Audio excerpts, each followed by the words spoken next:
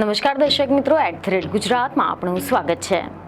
ગુજરાતમાં અનેક શાળાઓમાં શિક્ષકોની ઘટ છે, તેમાં કોઈ બેમત નથી અને આ જ કારણે કાયમી શિક્ષકો, જ્ઞાન સહાયકોની નિમણૂક બાદ જે ખાલી રહેતી જગ્યા હતી તેના પર નિવૃત્ત શિક્ષકોની ભરતી કરવાને લઈને શિક્ષણ વિભાગે નિર્ણય લીધો હતો, પરંતુ તેને અનેક લોકોએ મનસ્વી ગણાવ્યો હતો.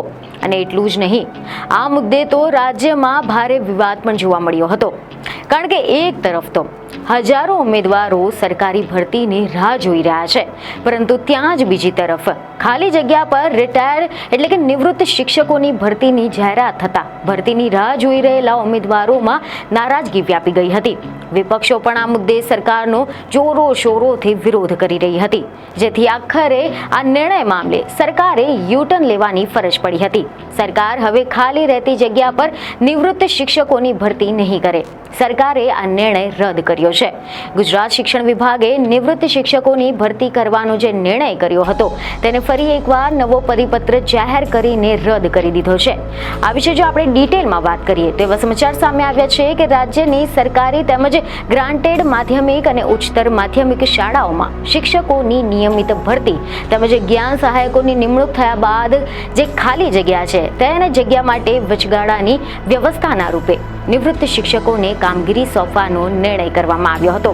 એવા અહેવાલ મળી રહ્યા છે કે શિક્ષણ વિભાગ દ્વારા 25 જુલાઈએ જાહેર કરાયેલા પરિપત્રમાં કહેવાયું હતું કે રાજ્યની સરકારી પ્રાથમિક શાળાઓ તેમજ સરકારી અને ગ્રાન્ટેડ માધ્યમિક તથા ઉચ્ચતર માધ્યમિક શાળાઓમાં શિક્ષકોની નિયમિત ભરતી તથા જ્ઞાન સહાયકોની નિમણૂક બાદ જે ખાલી રહેતી જગ્યા છે તે જગ્યાઓ પર વચગાળાના વ્યવસ્થા તરીકે નિવૃત્ત શિક્ષકોને કામગીરી સોંપવાની બાબતને શિક્ષણ મંત્રી પ્રાથમિક માધ્યમિક અને પ્રૌઢ શિક્ષણે મંજૂરી આપી છે. પરિપત્રમાં જણાવ્યા અનુસાર સરકારી અને ગ્રાન્ટેડ માધ્યમિક તથા ઉચ્ચતર માધ્યમિક શાળાઓમાં શિક્ષકોની નિયમિત ભરતી તથા જ્ઞાન સહાયકોની નિમણૂક બાદ પણ જે ખાલી રહેતી જગ્યાઓ છે તે જગ્યાઓ પર વચગાળાની વ્યવસ્થા તરીકે નિવૃત્ત શિક્ષકોને કેટલીક શરતો અને પ્રક્રિયાના આધીન કામગીરી સોંપવામાં આવશે.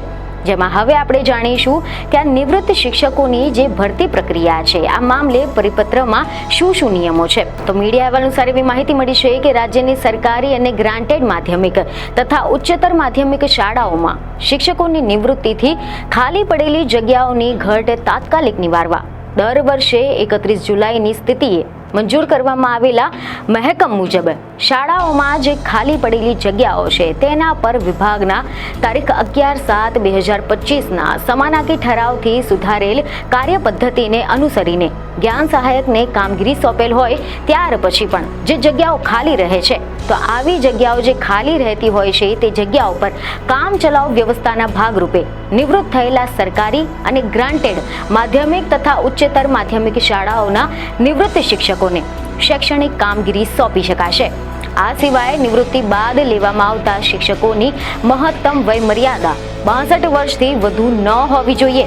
શાળામાં બદલીથી કે પછી ભરતીથી કાયમી શિક્ષકની નિમણૂક ન થાય કે પછી જ્ઞાન સહાયકની નિમણૂક ન થાય ત્યાં સુધી આવા નિવૃત્ત શિક્ષકોએ કામગીરી કરવાની રહેશે. શૈક્ષણિક વર્ષના અંતે આવા નિવૃત્ત શિક્ષકોને છૂટા કરવાના રહેશે. આ કામગીરી માટે નિવૃત્ત માધ્યમિક ઉચ્ચતર માધ્યમિક શિક્ષકને જ્ઞાન સહાયકને ચૂકવવામાં આવતા માનવ વેતન જેટલું જ માનવ વેતન ચૂકવવાનું રહેશે. તો આ સિવાય અન્ય કોઈ વધારાના નાણાકીય કે પછી સેવાકીય લાભ મળવા પાત્ર રહેશે નહીં. જે નિવૃત્ત સરકારી અને ગ્રાન્ટેડ માધ્યમિક તથા ઉચ્ચતર માધ્યમિક શિક્ષકો નિવૃત્તિ બાદ પણ કામગીરી કરવા માંગતા હોય તો તેઓએ જિલ્લા શિક્ષણાધિકારી કચેરીએ અરજી કરવાની રહેશે અને સંબંધિત જે જિલ્લા છે તેમના શિક્ષણાધિકારીઓને વિભાગના તારીખ 11/7/2025ના સામાનાકી ઠરાવથી દાખલ કરાયેલા વેઇટિંગ લિસ્ટ મુજબ જ્ઞાન સહાયક ઉપલબ્ધ થાય નહીં તો જ નિવૃત્ત શિક્ષકોને કામગીરી સોંપવામાં આવશે. એટલે કે આ પરથી એક બાબત તો સ્પષ્ટ થઈ ગઈ છે કે ગુજરાતમાં શિક્ષકોની ઘટ છે તેમાં કોઈ જ બેમત નથી, જેથી વિદ્યા સહાયકોને ખાલી જગ્યાઓને ભરવા માટે સરકારે નિવૃત્ત શિક્ષકોની ફરી એકવાર ભરતી કરવાનો નિર્ણય કર્યો હતો. પરંતુ અનેક લોકોના મતે આ નિર્ણય મનસ્વી હતો, કારણ કે એવી ખબરો સામે આવી છે કે અનેક યુવા શિક્ષકો લાઇનમાં હોવા છતાં પણ નિવૃત્ત શિક્ષકોની ભરતી કરવાનો શા માટે નિર્ણય લેવામાં આવ્યો તે એક મોટો પ્રશ્ન છે. આ ખાલી જગ્યાઓમાં ભરતી કરવા માટે સરકારે નવા શિક્ષકોની જગ્યાએ નિવૃત્ત શિક્ષકોને વિદ્યા સહાયક તરીકે કોન્ટ્રાક્ટ આધારિત ભરતી કરવાનો નિર્ણય કર્યો હતો. આવા નિર્ણય લેવામાં આવતા લોકોમાં ખૂબ જ વિરોધ જોવા મળી રહ્યો હતો. એટલું જ નહીં, પરંતુ આ મામલે વિપક્ષે પણ સરકારને આલોચના કરી હતી.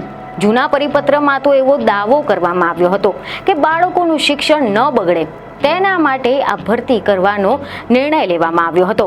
પરંતુ સરકારના આ નિર્ણયની ખૂબ જ વિરોધ કરવામાં આવ્યો હતો, કારણ કે તે નિર્ણયના કારણે હજારો તેમજ લાખોની સંખ્યામાં યુવાનોના સપના રોડાઈ રહ્યા હતા. મોટી સંખ્યામાં લોકોએ વિરોધ કર્યો હતો.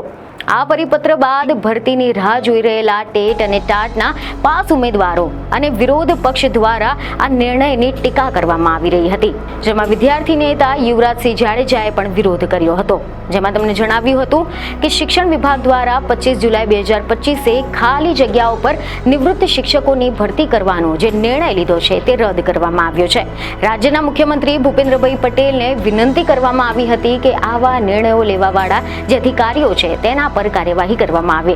આના કારણે શિક્ષણ વ્યવસ્થા ખોરંભે ચડે છે અને ગુજરાતની અંદર અત્યારે લાખો યુવાધન બેરોજગાર છે, એમને પણ મોકો આપવામાં નથી આવતો. ગુજરાતના શિક્ષણ વ્યવસ્થાને જો સુધારવી હોય તો શિક્ષકોનો જે મોટી ઘટ છે, અત્યારે શિક્ષકોની 24,000 ભરતી થઈ રહી છે, પરંતુ 25,000 જેટલી ભરતી થઈ શકે એટલી જગ્યાઓ ખાલી પડી છે. સરકાર આવા પરિપત્ર કર્યા વગેરે ટેટ અને ટાટ પાસ બેરોજગાર યુવાનોને વૈકલ્પિક રીતે પોતાના વિસ્તારમાં તક આપવામાં આવે અને આખરે મોટી સંખ્યામાં લોકોએ વિરોધ કર્યો હતો, જેના કારણે સરકારે તે ભરતીના નિર્ણયને રદ કરવાની ફરજ પડી છે, જેની અત્યારે નવા પરિપત્ર દ્વારા સત્તાવાર જાહેરાત કરવામાં આવી છે. આ અંગે એવા અહેવાલ મળી રહ્યા છે કે શિક્ષણ મંત્રી પ્રફુલ્લ પાનસેરિયાએ કેટલીક જાણકારી આપી હતી. તેમણે જણાવ્યું કે સરકારે શિક્ષકોની ભરતી કરવાની જાહેરાત કરી છે, તે તમામ ભરતી કરાશે. ઉમેદવારોને પોતાની જગ્યાએ ભરતી થવાની લાગણી અનુભવી રહી છે.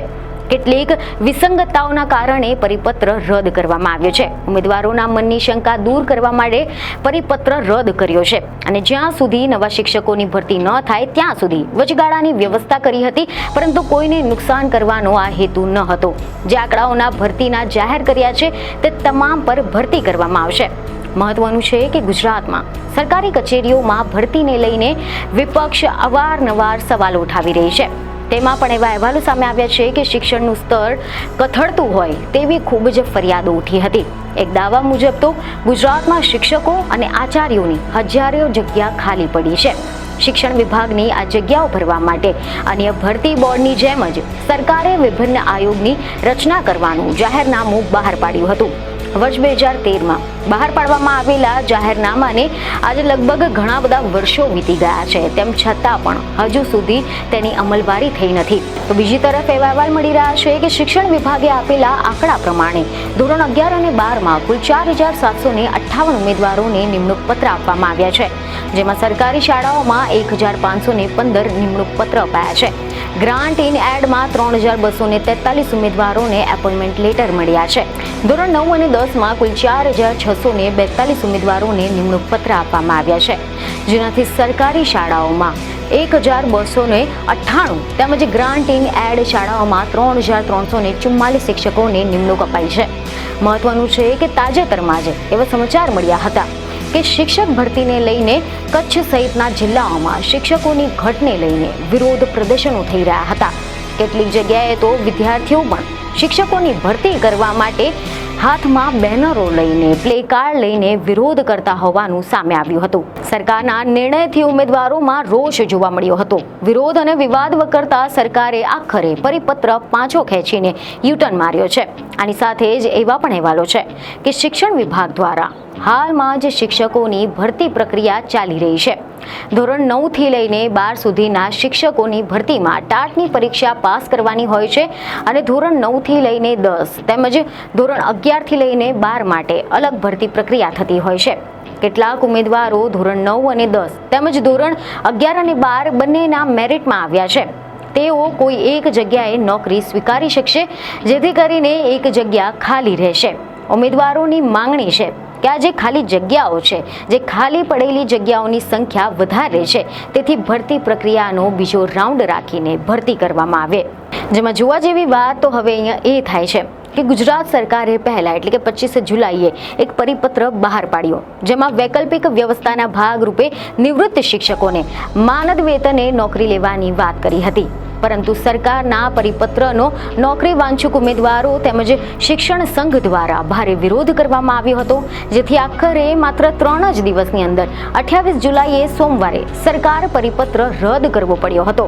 શિક્ષણ મંત્રી પ્રફુલ્લ પાનસેરિયાએ મીડિયા સાથે વાત કરતા જણાવ્યું હતું કે નિવૃત્ત શિક્ષકોને જે રાખવાનો પરિપત્ર છે તે રદ કરવામાં આવ્યો છે. તો આ હતો સમગ્ર વિવાદ. તો આશા છે કે તમને આ જાણકારી મદદરૂપ રહેશે. તો આવી બીજી અનેક ખબરો માટે અમારી ચેનલને ફોલો કરતા રહો. બીજી એક ખબરો સાથે ફરી મળીશું. ધન્યવાદ.